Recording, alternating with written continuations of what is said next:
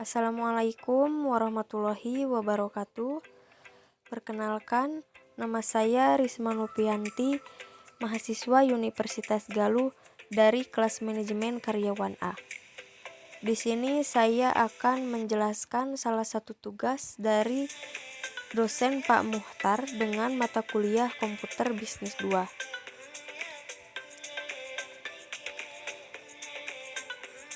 Langsung saja untuk tugas yang pertama, cari 2 atau 3 artikel tentang SIM, SIA, dan cetak dengan keyword sistem informasi dan manajemen, sistem informasi akuntansi.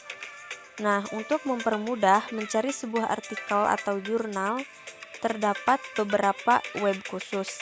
Di sini saya ada 4 web. Yang pertama, Scholar Google atau Google Cendekia. Yang kedua, Sinta Ristek Brin. Yang ketiga, Science Direct, dan yang terakhir DOAJ. Di sini saya akan memberikan contoh bagaimana mencari artikel tersebut dengan menggunakan Scholar Google atau Google Cendekia.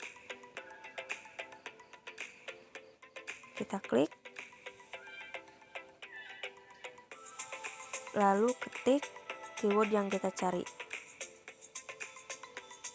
Nah, kita tinggal pilih jurnal atau artikel,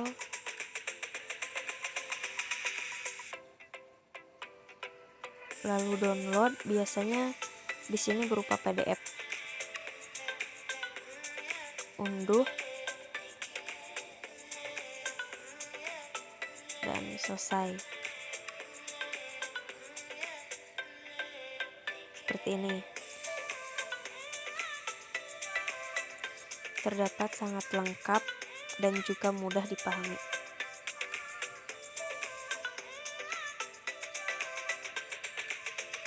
Begitupun dengan web-web yang lainnya.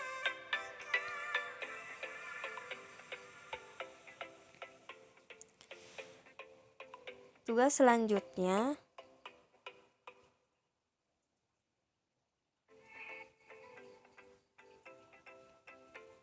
penjelasan tentang saham, analisis teknikal dan fundamental. Apa itu saham? Saham adalah suatu dokumen berharga yang mampu menampilkan bagian kepemilikan dari suatu perusahaan. Analisa harga saham. Analisa harga saham terdapat 2 bagian. Yang pertama, analisa teknikal. Analisa teknikal ialah analisa yang berdasarkan pada data-data mengenai harga historis yang terjadi pada pasar saham. Dalam penerapan analisa teknikal, prediksi untuk membeli atau menjual saham dilakukan dengan melihat grafik historis pergerakan saham. Penggunaan analisa teknikal umumnya disebut dengan trader yang melakukan investasi cara jangka pendek seperti investasi secara harian.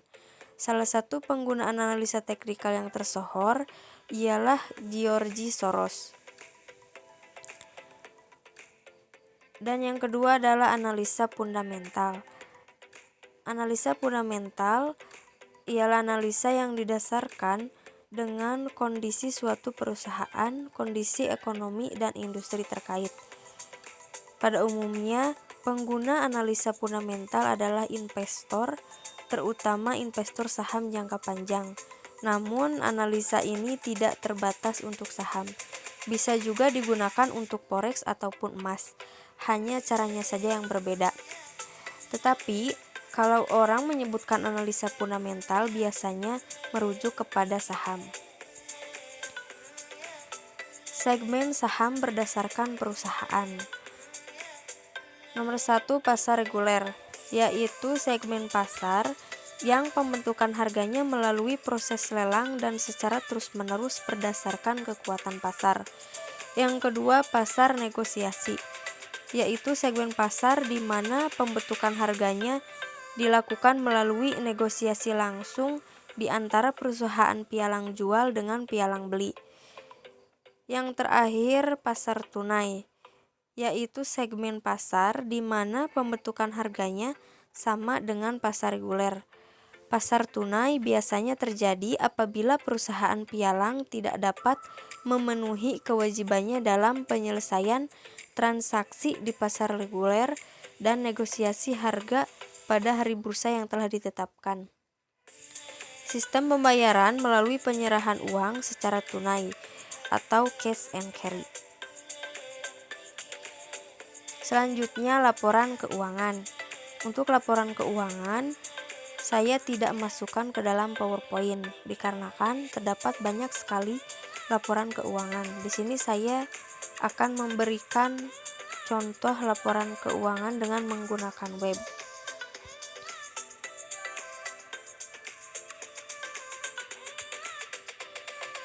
Nah, akan muncul seperti ini.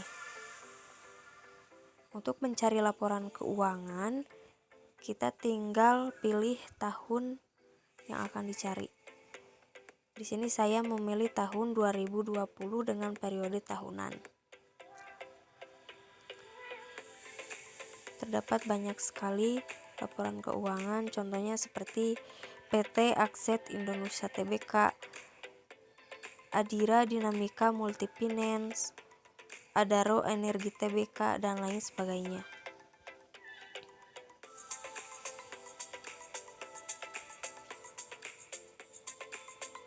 Selanjutnya, faktor naik turunnya saham. Dalam saham terdapat dua faktor.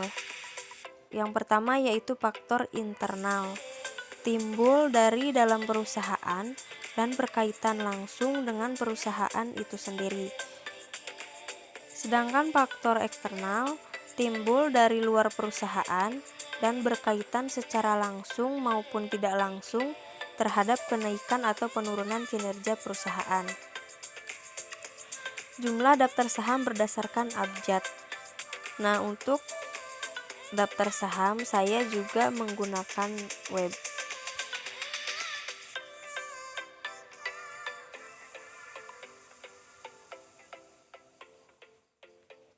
Nah, akan muncul seperti ini.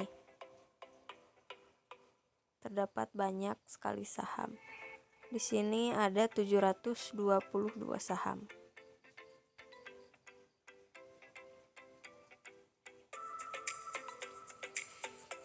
Istilah dalam saham. Istilah dalam saham terdapat beberapa. Namun di sini saya hanya ada dua istilah. Yang pertama ada haka-haki atau disebut dengan hajar kanan, hajar kiri. Hajar kanan merupakan strategi investor dalam membeli saham dengan masang harga tertinggi di kolom offer antrian jual supaya probabilitas mendapatkan saham yang diinginkan lebih besar. Sebaliknya, haki adalah strategi investor untuk memasang harga rendah pada kolom bid supaya segera mungkin terjual dengan harga rendah. Bullish bis bearish. Bullish adalah istilah yang dipakai oleh perusahaan untuk menyebut harga saham yang mengalami peningkatan dalam beberapa saat. Sering dikaitkan juga dengan tren naik suatu saham dalam periode tertentu. Sebaliknya, bearish merupakan istilah yang digunakan untuk saham yang mengalami penurunan saham dalam beberapa saat. Nabung di bank plus nabung saham. Dalam nabung di bank dan nabung saham terdapat beberapa keuntungan dan juga kerugian. Untuk nabung di bank, memberikan manfaat bunga bank, keamanan uang lebih terjamin, dipermudah dengan adanya ATM, dilindungi oleh LPS. Namun untuk nabung di bank terdapat kerugian dikarenakan dikenakan biaya administrasi setiap bulan dan uang yang kita tabungkan tidak berkembang. Sedangkan nabung saham, penambahan nilai aset lebih cepat. Dana sangat aman karena diawasi oleh OJK, dapat melawan inflasi, tetapi lebih beresiko walaupun memberikan banyak keuntungan dan tidak digunakan untuk kepentingan mendadak, dikarenakan saham merupakan investasi jangka panjang. Lalu, apa yang membuat saudara tidak menabung saham? Banyak sekali yang kebingungan untuk memaksimalkan kelebihan penghasilan rutin kita. Di sisi lain, menabung itu baik, tetapi investasi juga penting. Siapa sih yang menjamin hidup kita akan makmur dan berkecukupan selamanya? Bayangkan saja, suatu saat kita pensiun, di PHK, sakit, dan lain-lain. Atas dasar ini, menabung dan berinvestasi memiliki perbedaan. Investasi biasanya dilakukan untuk memiliki kebutuhan hidup dalam jangka panjang yang akan datang dengan tujuan keuangan tertentu yang membutuhkan dana yang besar. Misalnya, berinvestasi untuk menyiapkan biaya pendidikan anak, membeli kendaraan, pergi haji, ataupun menyiapkan dana masa pensiun. Dan yang terakhir yaitu membuat akun di RTI, Stockbit, dan Nihot. Di sini saya hanya akan memberikan satu contoh cara membuat akun di RTI. Pertama-tama, kita masuk ke Play Store. Cari RTI Bisnis. Install, setelah diinstal kita buka. Nah, di sini kita tinggal masukkan email, password, confirm password, dan mobile. Untuk password harus terdapat satu huruf besar, satu huruf kecil, dan juga angka.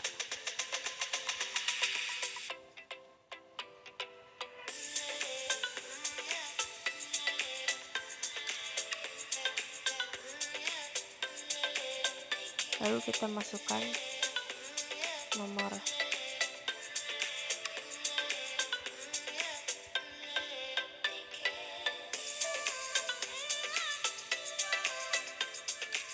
Register.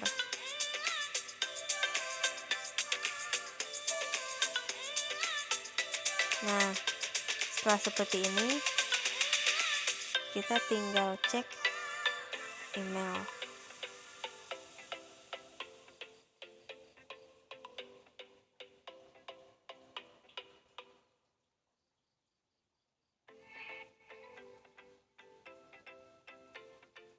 Nah, akan muncul seperti ini. Kita klik.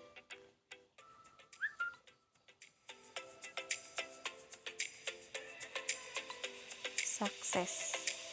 Nah, kalau sudah seperti ini, kita sudah berhasil.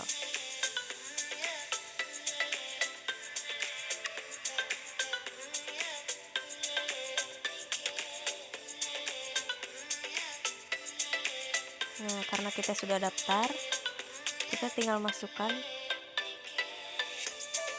email dan password.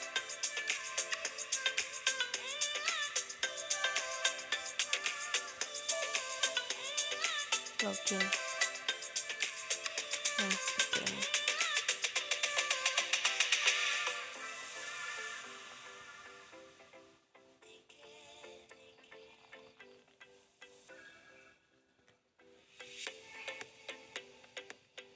Selesai. Sekian dari saya, semoga bermanfaat. Terima kasih. Wassalamualaikum warahmatullahi wabarakatuh.